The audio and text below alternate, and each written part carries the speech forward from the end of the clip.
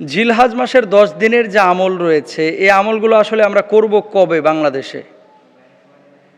কারণ জিলহজের 10 তারিখ পর্যন্ত কিছু আমল রয়েছে, বিশেষ করে মোটামুটি 10-11টা আমল। আমরা কিন্তু এই কথাগুলো সবাই বলি, কিন্তু কবে করব? কারণ বাংলাদেশের মানুষ তো আর আরবি সালের হিসাব রাখে না, আরবি তারিখে গণনা করে না। এখন কবে এবং কোন কোন আমলগুলো করব স্পেসিফিক আমি খুব সংক্ষেপে আপনাদেরকে বলে দেবো। আপনারা সবাই আমলগুলো করার চেষ্টা করবেন, আল্লাহ তাআলা যদি তৌফিক দান করে। 1 নম্বর, জিলহজ মাস গতকালকেই কিন্তু সৌদি আরবে চাঁদ দেখা গেছে জিলহজ মাসের। তার মানে আজকে বাংলাদেশে কনফার্ম চাঁদ উঠবে। আজকে কী বার? জুমাবার। আজকে বাংলাদেশে হচ্ছে 7 তারিখ। রাত 12টার পরে ইংরেজি তারিখ পরিবর্তন হয়, আর আরবি তারিখ পরিবর্তন হয় মূলত মাগরিবের সময় থেকে। এটা আপনাদেরকে মাথায় রাখতে হবে। তাহলে আজকে মাগরিবের আগেই প্রথমত আমাদের সবার নখটা কেটে ফেলতে হবে। গোঁফ দাড়ি যদি ছোট করা প্রয়োজন হয় তাহলে এগুলো করে ফেলতে হবে। আপনি বলবেন কেন? এটার একটা ফজিলত রয়েছে। আল্লাহর হাবিব সাল্লাল্লাহু আলাইহি ওয়াসাল্লাম বলেছেন, কেউ যদি এই কাজগুলো করে, অর্থাৎ দাড়ি গোঁফ এই 10 দিনে কেউ যদি না কর্তন করে, কোরবানির পরে নহরের দিনে যদি কেউ কর্তন করে, আল্লাহ সুবহানাহু ওয়া তাআলা তার আমল নামাতেও একটা কোরবানির সওয়াব দিয়ে দিবেন। সুতরাং এটা বড় জিনিস।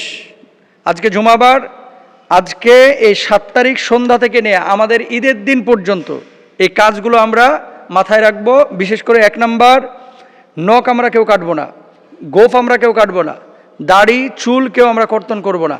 1 নম্বর আমল। 2 নম্বর কোন আমল করবেন? ইয়া আইয়ুহাল্লাযীনা আমানু তুবু ইলাল্লাহি তাওবাতান নাসুহা। তওবাটা বেশি বেশি করবেন, কারণ আছে। কারণটা কি? আল্লাহ সুবহানাহু ওয়া তাআলা পবিত্র কোরআনুল কারীমের মধ্যে বলছেন, ওয়াল ফাজরি ওয়া লায়ালিন আশর। 10 রাতের কসম আল্লাহ সুবহানাহু ওয়া তাআলা করেছেন, ফজরের শপথ আল্লাহ তাআলা করেছেন। 10 রাত, কোন 10 রাত? সমস্ত মুহাদ্দিসিন মুফাসসিরিনরা একমত, এই 10 রাত দ্বারা উদ্দেশ্য হচ্ছে মূলত এই জিলহজের 10 দিন। এবার আসেন, এই জিলহজের 10 দিনে তাহলে আল্লাহ সুবহানাহু ওয়া তাআলা বান্দাদের ক্ষমা করেন।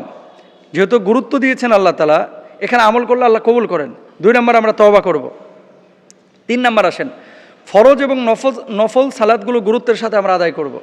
হাট বসবে আর 3 দিন পর থেকে ম্যাক্সিমাম ঢাকা সিটির বিভিন্ন জোনে, আর বাংলাদেশের বিভিন্ন এরিয়ায় কিন্তু শুরু হয়ে গেছে। আপনি খেয়াল করে দেখেন তো যে হাটের মধ্যে যে সমস্ত লোকগুলো থাকে, কয়টা মানুষ নামাজ পড়ে? আপনি খেয়াল করে দেখেন, 90% মানুষই নামাজ পড়ে না। তো আপনি কোরবানি দেওয়া আপনার জন্য ওয়াজিব, কোরবানির পশু হচ্ছে আপনার জন্য মানে জবাহ করা ওয়াজিব, কিন্তু নামাজ পড়াটা তো আপনার জন্য ফরজ। তো এখন আপনি ওয়াজিব নিয়ে মানে গরু টানতে টানতে আপনি ফরজ নামাজ 3 ওয়াক্ত ছেড়ে দিচ্ছেন।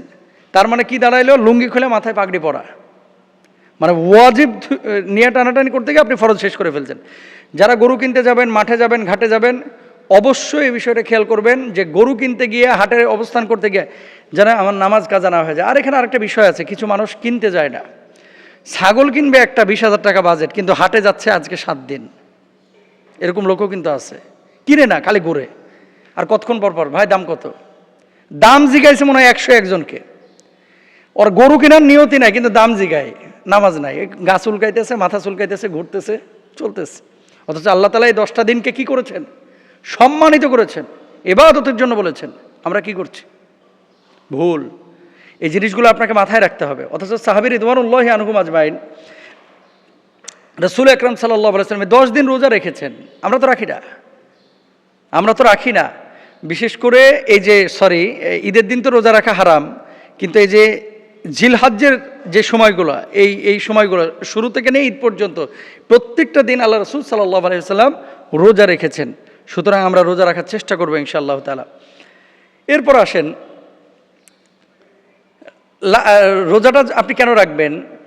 সিয়ামু আশুরা ওয়াল আশারু ওয়া সালাসাতু আইয়ামিন মিন কুল্লি শাহরিন ওয়া রাকাতাইনি ক্বাবলাল গদা। হাফসা রাদিয়াল্লাহু তাআলা আনহা থেকে বর্ণিত, নবীজি সাল্লাল্লাহু আলাইহি ওয়াসাল্লাম কখনো 4টি আমল পরিত্যাগ করেননি। সেগুলো হলো আশুরার সওম, জিলহজ্জের 10 দিনের সওম, প্রত্যেক মাসে 3 দিনের সওম এবং ফজরের পূর্বের 2 রাকাতের সালাত। সুবহানাল্লাহ বলেন।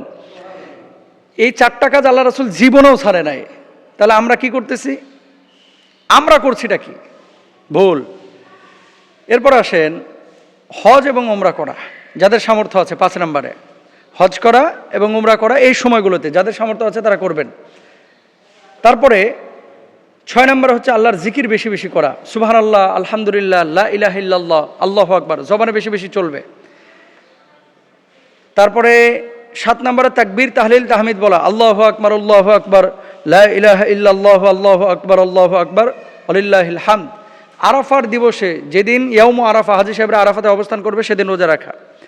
কোরবানির দিন তথা 10 তারিখের আমল, সকালবেলায় ঘুম থেকে ওঠা, তারপরে কোরবানি করা, কোরবানির দিন সবচেয়ে উত্তম আমল এটা। তো এই জিনিসগুলো আমরা বেশি বেশি খেয়াল করব, রাত্রিকালীন সময় তাহাজ্জুদ পড়ব, বেশি বেশি নফল নামাজ আদায় করবো ইনশাআল্লাহ তাআলা।